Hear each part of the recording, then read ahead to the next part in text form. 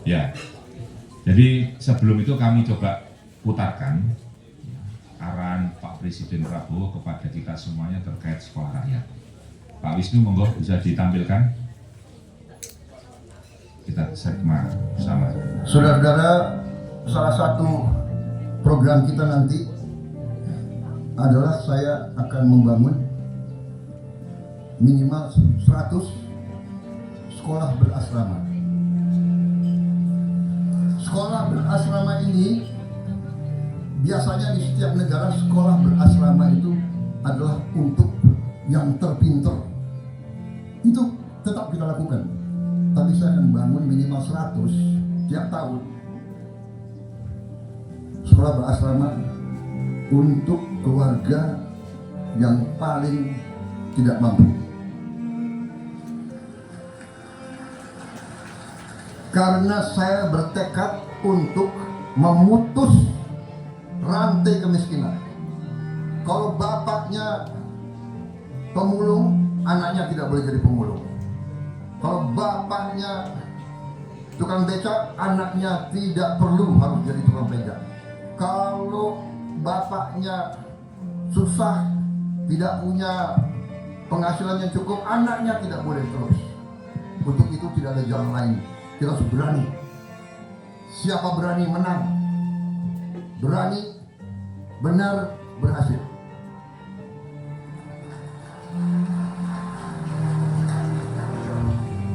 Berani dulu, baru benar. Setelah berani benar, baru berhasil. Harus berani dulu. Kalau nggak berani, kita nggak bisa dapat apa-apa. Jadi, ini konsepnya sedang dikerjakan.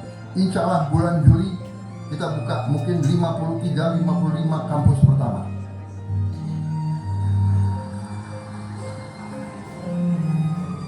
Nah, sekarang sudah mulai seleksi murid. Syaratnya harus dari keluarga yang benar-benar tidak mampu. Dan salah satu teknik mereka, Kementerian Sosial, PAN-RB dan Badan Pusat Statistik, BPS, karena mereka yang punya data, adalah mencek rumah tinggal keluarga tersebut. Saya minta ditayangkan ada berapa calon peserta. Bisa kelihatan? Jadi ini saudara-saudara, kalau Anda perhatikan, ini profil calon yang akan masuk dari peserta didik. Namanya Naila, ya. Orang tuanya penghasilannya kurang dari 1 juta, padahal jumlah tabungannya 5 orang. Itu rumahnya di kanan. Yang menarik bagi saya, rumahnya seperti ini, Naila masih bisa senyum.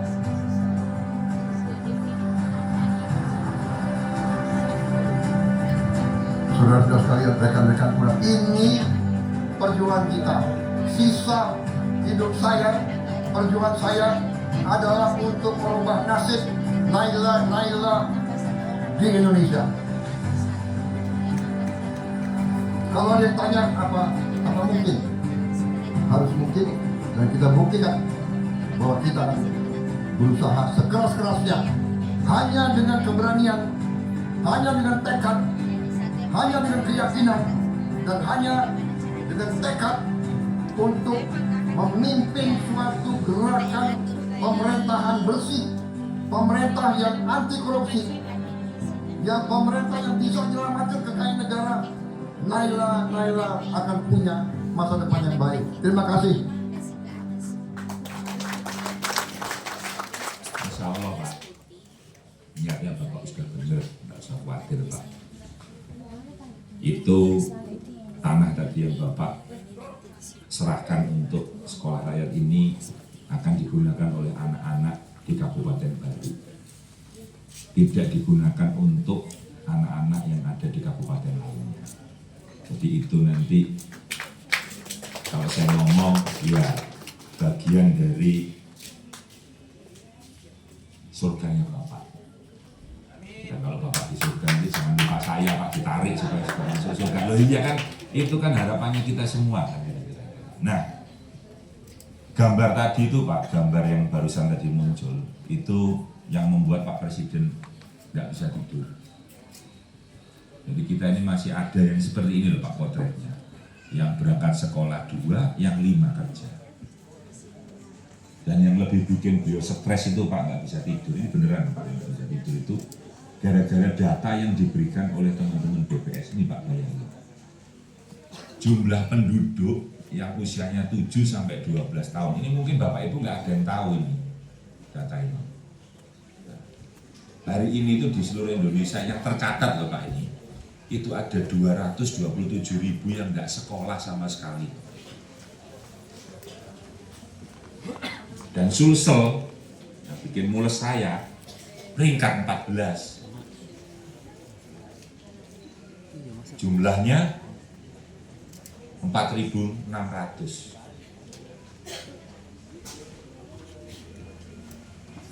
Padahal di tempat saya yang ngasih orang Sulsel itu jadi karo umum, jadi direktur bencana alam. Iya toh? Terus yang nggak bisa sekolah nih, Bapak SD nih, segini banyaknya. Mau lihat lagi yang posisinya setingkat SMP, coba bisa dilihat yang SMP. Nih lebih gila lagi Bapak Ibu, hampir 500.000 seluruh Indonesia yang nggak bisa sekolah. Ya. Sulsel nomor berapa? Naik nomor 4. Dan jumlahnya cukup banyak, 28.000.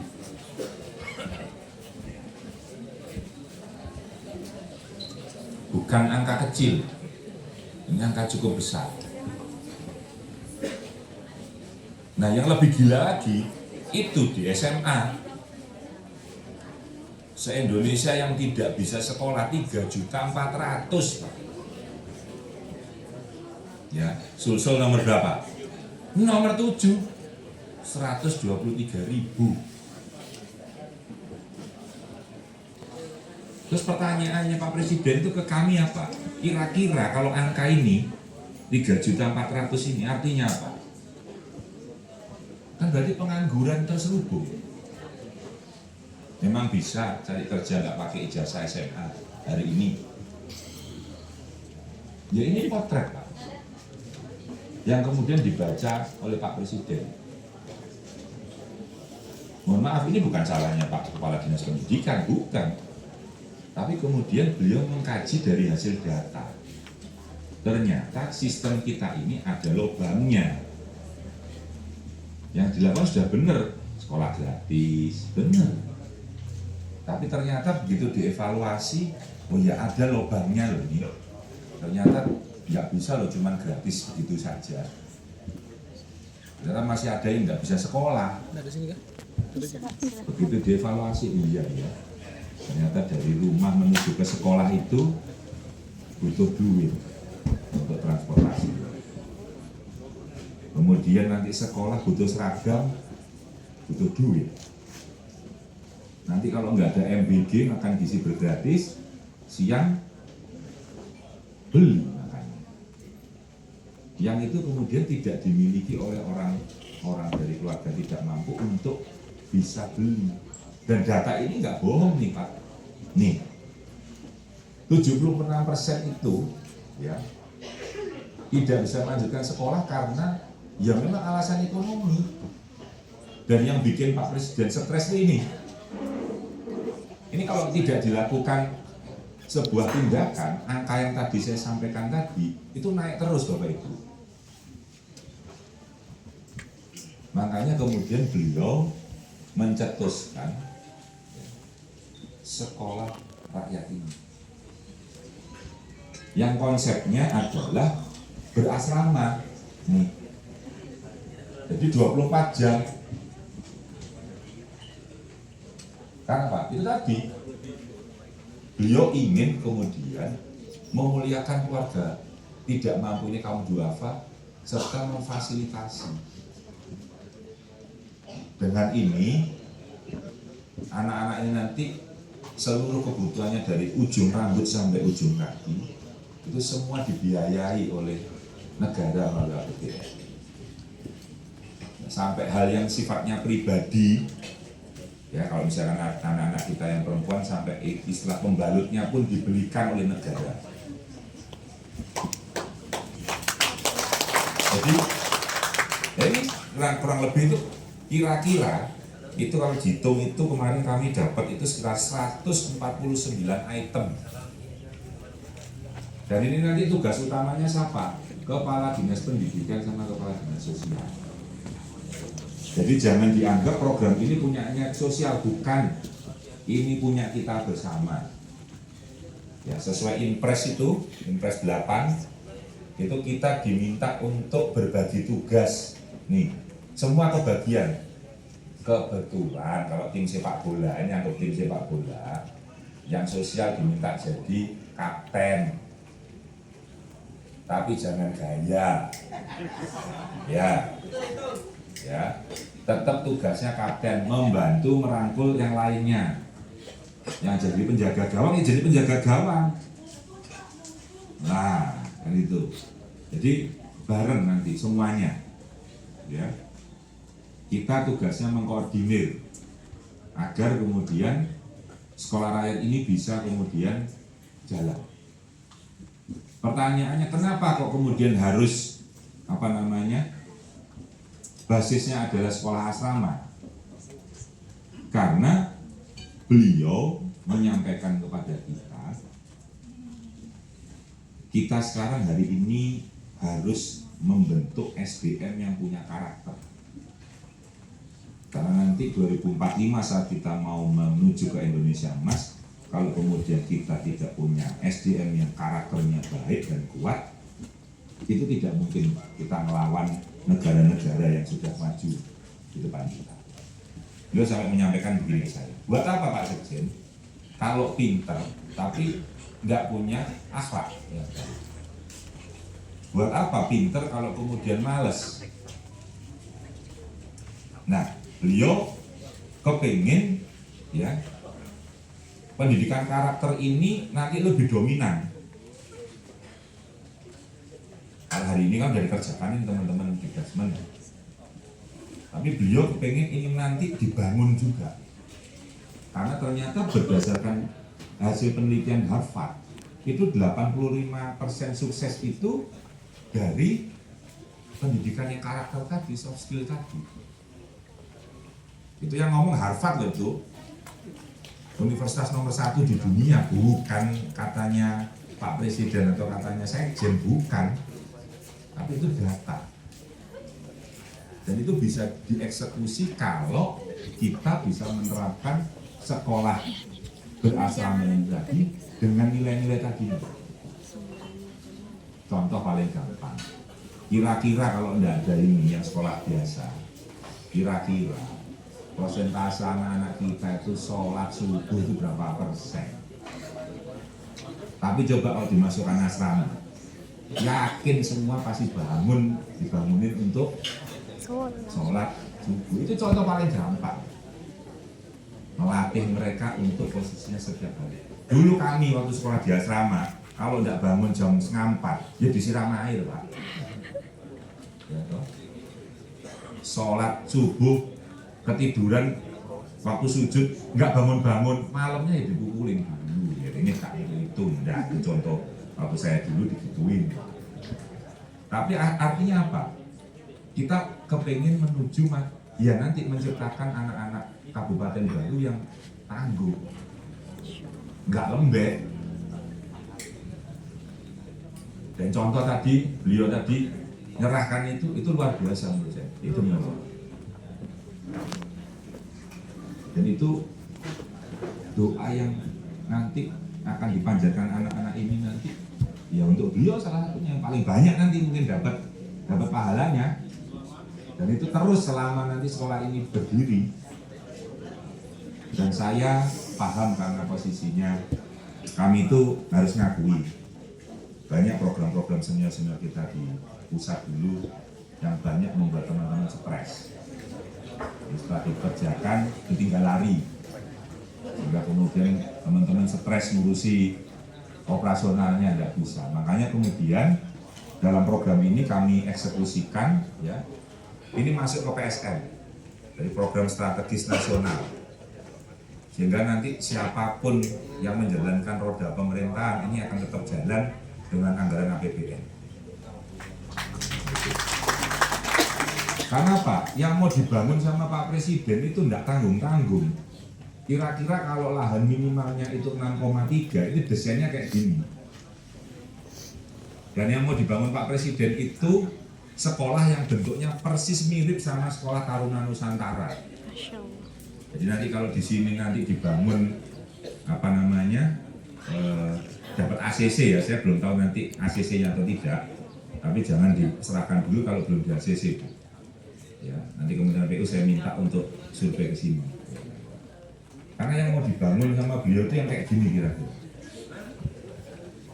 Kalau kepingin tahu SMA Taruna Nusantara, nanti silakan datang ke Magelang atau di di Cimahi atau di Malang yang sudah terbangun.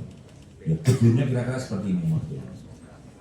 Kalau punya lahan 7,3 kira-kira 7,6 itu dibangunkan sama Pak Presiden termasuk lapangan sepak bola internasionalnya. Ya. Dan semuanya dikasih Pak, tadi saya sampaikan. Bahkan seragamnya itu saya diminta untuk sama persis seperti Taruna Nusantara. Nanti cuma warnanya diminta untuk beda. Ya kan? Ini contoh. Nanti dapat ini kayak gini jasnya untuk nanti pesiar. Warnanya belum ditentukan sama Pak Presiden mana nanti yang dipilih. Jadi kalau keluar, misalkan mau 2 minggu sekali, nanti kan bisa pulang ke rumah. Ya nanti harus pakai baju begini. Kemudian batiknya ada yang untuk hari Kamis.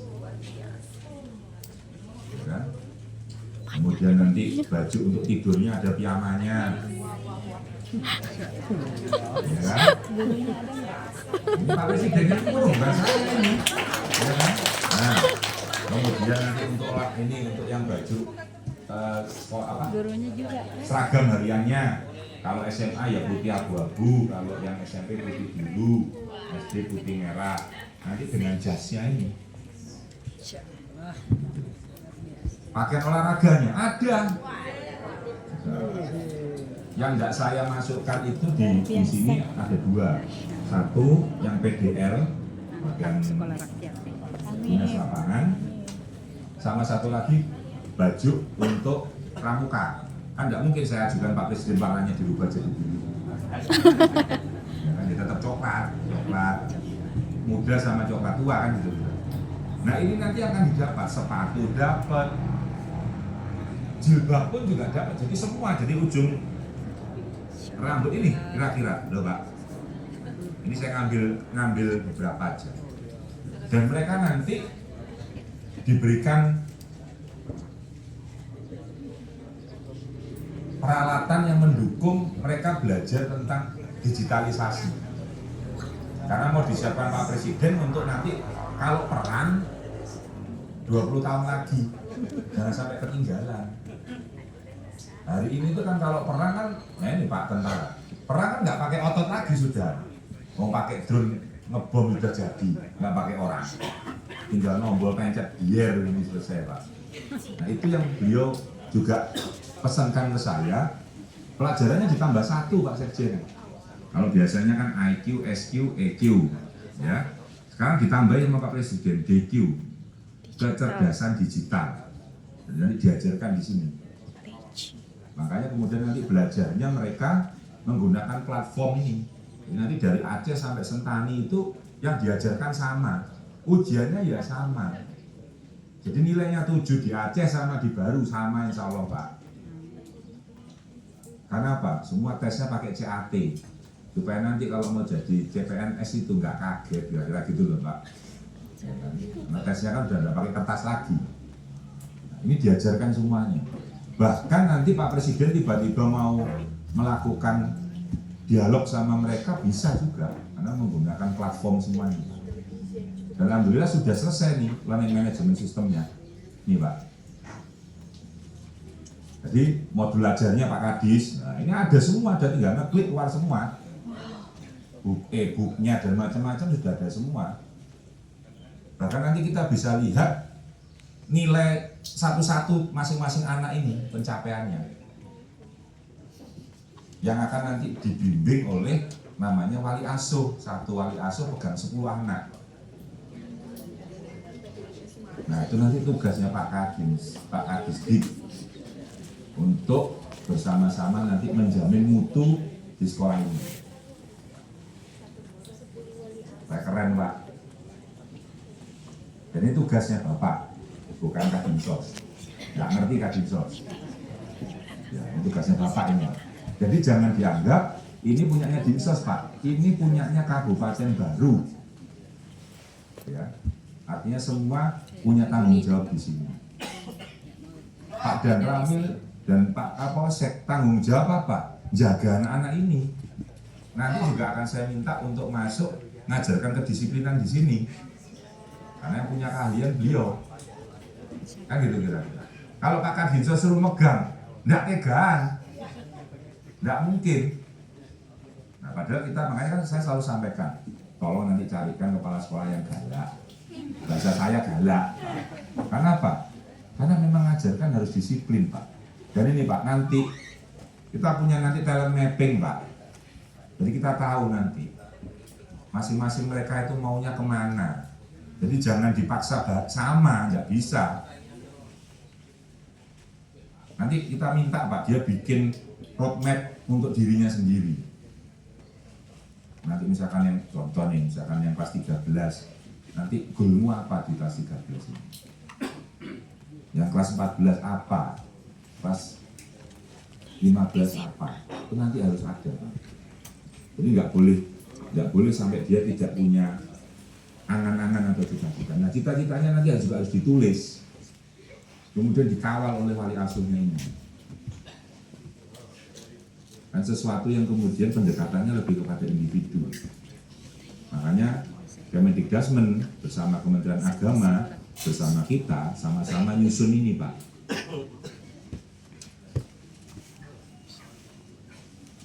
Kita pakai sistemnya tailor made, bukan jahit, jadi satu persatu. Karena kan tidak bisa kita paksa. Mau sukanya dia nyanyi, disuruh ngitung matematika ya jebol Pak. Gitu kira-kira. Ya sudah kan kita kembangkan sesuai maunya. Walaupun kemudian nanti formalnya dia harus tahu, tapi penjurusannya lah kasarnya gitu. Itu harus kita siapkan dengan baik.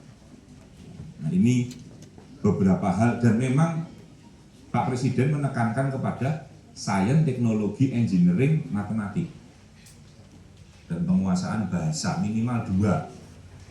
Bahasa Inggris, satunya nanti yang lain. Mau bahasa Arab boleh, tadi sudah ada Pak. Mau pakai bahasa Cina juga boleh. Karena 10 tahun lagi Cina akan menguasai dunia, prediksi Pak Presiden. Nah, kalau kita tidak bisa masuk, ya berat. Tuh Pak. Ada Pak. Loh. Nih. Ada bahasa Inggris, ada pelajaran informatika, macam-macam. Jadi ini sudah kita desain yang baik untuk anak-anak di sini kira-kira Bu, supaya maju nggak ketinggalan, supaya sama larinya nanti. Nah, kemungkinan ini saya belum bisa memastikan baru nanti masuk di tahap yang mana. Kalau nanti misalkan ACC PU juga segera keluar, makanya saya mau izin nanti kalau PU-nya ke sini dikawal Bu. Terus nggak tahu nanti pakai ilmu sirep apa silahkan terus nanti kira-kira kan ke ACC. Nah supaya apa? Nanti bisa masuk yang di sini atau di sini. Nah kalau yang ini uangnya udah disiapkan. Jadi uang yang efisiensi yang kemarin dilakukan itu juga dapat 600 triliun uangnya. Nah 20 triliunnya dipakai untuk membangun 100 ini. Jadi nanti bangunan gedung tadi yang ditampilkan tadi itu kira-kira anggarannya itu 200 miliar beserta isinya. Dikerjakan oleh BUMN melalui Kementerian PU. Ini bangunannya megah banget ini Pak. Mungkin jadi bangunan paling gede dan paling mahal di sini jadinya mungkin nanti bisa-bisa. Nah itu kan sayang kalau tidak. Nah jangan dilihat cuman gedungnya, kapasitasnya nanti antara 1.000 sampai 1.200 siswa. di luar guru, di luar tenaga pendidik, dan kawan-kawan. Bayangin kalau satu anak dapat makan sehari 3 kali, biayanya minimal sama kayak MBG, saya nggak mau ngomong yang lainnya dulu, 10.000, berarti 3 kali makan kan 30.000. Berapa uang yang digelontorkan APBN untuk makan 1.200 anak? Berarti kan posisinya 36 juta sehari. Yang pastinya setiap hari akan dibelanjakan di pasarnya Kabupaten Baru. Kan nggak mungkin belanjanya di Makassar. Itu baru makan. Ya. Belum termasuk sabun mandi, sabun cuci, ya tadi jilbab, seragam, tas sekolah, sarung bantal, sarung guling. Ini berapa nih duitnya yang kemudian setiap tahun digelontorkan di sini? Luar biasa. Makanya kemudian dia optimis 8% itu, orang-orang tidak optimis karena tidak lihat ini. Nah inilah yang kemudian nanti mau izin bupati dan wakil bupati tolong dikawal. Karena duit yang mau digelontorkan ini tidak sedikit di sini. Bisa menggerakkan ekonomi. Makanya kan kemarin saya ngomong, Bu, sayang permakanan kalau kemarin nggak diambil. Karena apa? Uangnya yang saya mau kasih itu tiap awal bulan kan lumayan gitu, untuk belanja di sini. Dan yang masak juga ibu-ibu yang biasanya kalau pagi itu nggak ada kerjaan, ya itu yang kita minta untuk masak gitu kira-kira. Supaya apa? Ngurangin nonton drakor, gitu kira-kira. Ngurangi posisinya ngerumpi, ya kan? Tapi kemudian bisa mampu. Nah, kayak gini ngasih makan setiap hari ini. Ini program ini sudah jalan 4 tahun Bapak Ibu. Ya. Kan sayang kalau ini misalkan tidak ikut kan sayang. Jadi dapat makan siang sama pagi sama siang. Untuk lansia dan untuk disabilitas tunggal. Kalau beberapa daerah yang di sini sudah banyak yang ikut itu. Nah, mungkin kalau baru nanti bisa. Dan ini di masa ibu-ibu ini. Nah, uangnya juga langsung nggak ada. Staf saya bawa uang nggak ada. Uangnya langsung saya transfer lewat PT Pos, diambil teman-teman. Dan nanti belanjanya ya udah di tempatnya Bapak Ibu, bukan di mana-mana. Nah ini hal-hal yang banyak ini. Saya bisa juga ngecek ini tiap hari. Ini udah dikirim tanggal 1, tanggal 2, tanggal 3, ini Juni. Loh, yang terbaru sampai hari sekarang tanggal 7 loh. Loh, saya bisa tahu nih tanggal 7 udah dikirim belum loh. Kondisinya sehat, alhamdulillah. Nah, yang begini ini yang saya titipkan karena ini uang yang kemudian mau kita taruh. Mudah-mudahan nanti baru bisa gabung nih ke sini. Ini tanggal 7 pun hari ini saya tahu tuh, loh. Clear tuh. Tadi dikirim jam 7:05. Dilaporkan anak-anak yang ngirim. Ini kamu ngambil contoh di mana itu? Di Pinrang. Nah, mana Pak Kadis Pinrang? Oh, izin lagi nganter permakanan. Ya, apa? Loh, tanggal 7 pun kan saya tahu juga loh tuh, udah dikirim itu. Iya, kampungnya kan. Makanya kemudian, nah ini contoh. Hari ini coba buka di ini live ya ini Bapak Ibu. Ini live ini. Coba buka di Sulawesi Selatan. Saya tahu walaupun saya di Jakarta nggak bisa bohong sama saya. Kok masnya? Tuh Sulawesi Selatan yang ikut Bulukumba, Bantaeng, Jenembon tuh, Pangkajene Kepulauan, Pinrang, Luwu, Luwu Utara. Terus saya tahu hari ini yang belum diantar ya nggak saya bayar nanti. Gitu, ya kan? Coba kita buka yang posisinya Bantaeng, ya coba Bantaeng tuh, yang belum laporan 5.200. Hari ini yang belum laporan. Nah, Tahu. Nah, ini kecamatan-kecamatan yang dilayani. Tuh. Hari ini, ya kan, tanggal 7. Nah, coba kita buka aja. Mana Bu? Yang ini yang mau yang buka mana Pak Kadis? Kecamatannya. Disapu. Nah, yang atas sendiri tuh. Nah, tuh. Ya kan? Ya.